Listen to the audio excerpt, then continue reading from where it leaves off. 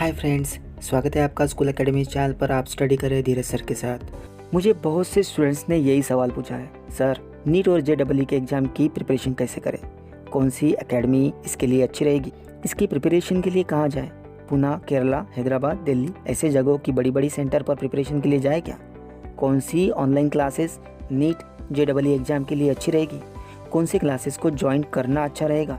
ऐसे कई सवाल मेरे सामने रखे गए। मैंने इन सभी क्वेश्चन की डीप स्टडी की और कुछ इस तरह के कंक्लूजन पर आया। ऐसे बहुत से स्टूडेंट्स हैं जिन्होंने इन बड़ी बड़ी एकेडमीज और ऑनलाइन क्लासेस को ज्वाइन किया और इन एग्जाम्स को ईजिली क्रैक किया। लेकिन कुछ ऐसे भी स्टूडेंट्स हैं जिन्होंने ना ही किसी ऑनलाइन क्लासेस को ज्वाइन किया, ना ही किसी एकेडमी को। उन्होंने अपनी मेहनत, सेल्फ स्टडी और लगन से ही एग्जाम को क्रैक किया है। ऐसे कुछ स्टूडेंट्स मेरे सामने भी थे, उनसे मैं मिला और मुझे सच का पता चला और इन सारे क्वेश्चंस के भी आंसर मिल गए। जो भी स्टूडेंट्स इन एग्जाम्स की प्रिपरेशंस में लगे होते हैं, उन्हें इन सारे सवालों के बारे में सोचना ही नहीं है। आपका एक ही सवाल आपको मार्गदर्शित करता है और वो है नीट और JEE की प्रिपरेशन कैसे करें। 95% पीपल कहते हैं किसी अच्छे एकेडमी से अच्छी प्रिपरेशन करो, चाहे कितना भी पैसा लगे। और 5% पीपल कहते हैं अपनी लगन, मेहनत और सेल्फ स्टडी के भरोसे पर एग्जाम क्रैक करो और अपना लाखों का पैसा भी बचाओ। अब आप यही कहेंगे ना, कैसे? सबसे पहले मैं आपको नीट और JEE की सिलेबस की तरफ ले चलता हूँ। नीट की एग्ज़ाम 3 सब्जेक्ट्स पर आधारित है, फिजिक्स, केमिस्ट्री और बायोलॉजी। और JEE एग्ज़ाम भी 3 सब्जेक्ट्स पर आधारित है, फिजिक्स, केमिस्ट्री और मैथ। नीट और JEE एग्ज़ाम में फिजिक्स और केमिस्ट्री ये 2 सब्जेक्ट सरीके हैं और नीट में बायोलॉजी और JEE में मैथ अलग है। इन एग्ज़ाम्स में और एक खास बात है, आपको 11th और 12th के NCERT के सिलेबस के आधार पर ही क्वेश्चंस पूछे जाएंगे और कहीं से भी क्वेश्चंस नहीं पूछे जाएंगे। यानी सबसे पहले NCERT 11th 12th की फिजिक्स, मैथ, केमिस्ट्री, बायोलॉजी की किताबें आपके पास होना जरूरी है। आप एग्जाम प्रिपरेशन कर रहे हैं, इसलिए आपको ये मेरी दूसरी बात भी ध्यान में रखना होगा और वो है नीट एग्जाम 1980 से चली आ रही है। माना कि उसके पहले नाम दूसरा था, आपको 1988 से लेकर अब तक के सभी पेपर्स इकट्ठा करने हैं, आपके पास होना ज़रूरी भी है ताकि आप लीडिंग में स्टडी कर सको। अभी आप कहेंगे ये कहाँ से लाए? उसके लिए आप प्ले स्टोर पर जाएं, कौन सी भी NEET exam papers app download करें, आपको सॉल्व और अनसॉल्व पेपर्स मिल जाएंगे ईजिली और वो भी फ्री। नीट एग्जाम में 45 क्वेश्चंस फिजिक्स पर पूछे जाते हैं और ईच क्वेश्चंस 4 मार्क्स के लिए होता है। सेम उसी तरह केमिस्ट्री पर भी 45 क्वेश्चंस पूछे जाते हैं और ईच क्वेश्चन में 4 मार्क्स होते हैं। कुल मिला के फिजिक्स पर 45 questions into 4 marks equal to 180 marks और केमिस्ट्री पर 45 इंटू 4 इक्वल टू 180 मार्क्स रहते हैं। Biology is the basis of NEET exam because biology पर 90 क्वेश्चंस पूछे जाते हैं, यानी 90 इंटू 4 इक्वल टू 360 मार्क्स रहते हैं। कुल मिला के 180 plus 180 plus 360 equal to 720 marks होते हैं। मैं आपको पूछता हूँ, आपको आउट ऑफ 720 में से कितने मार्क्स कवर करने हैं? अगर आप 700 मार्क्स नीट में कवर करते हो तो आप टॉप 100 में रहेंगे।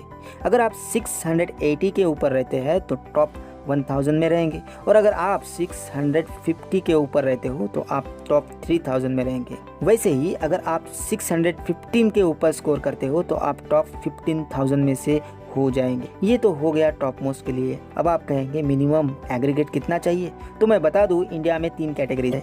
जनरल कैटेगरीज को मिनिमम 50% और जनरल PWD के लिए 45% चाहिए और जो रिजर्वेड कैटेगरीज जैसे SC, ST, OBC, रिजर्वेड PWD के लिए 40% एग्रीगेट चाहिए। यानी आपको किसी भी प्राइवेट मेडिकल कॉलेज में एडमिशन लेने के लिए कम से कम 350 मार्क्स नीट UG में लाने होंगे।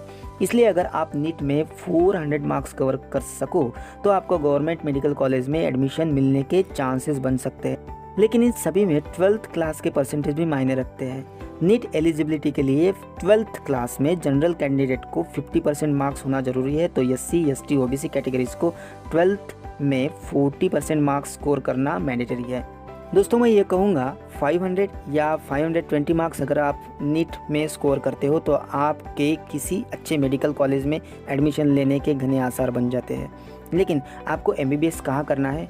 दुनिया में जर्मनी ऐसी कंट्री है जहाँ MBBS फ्री में होता है और दुनिया में इंडिया से कहीं और आपको MBBS करना है तो China, Philippines, Nepal, Caribbean, Ukrainian, Kazakhstan, Russia, Poland इन कंट्रीज़ में इंडियन स्टूडेंट्स की सबसे ज़्यादा डिमांड है।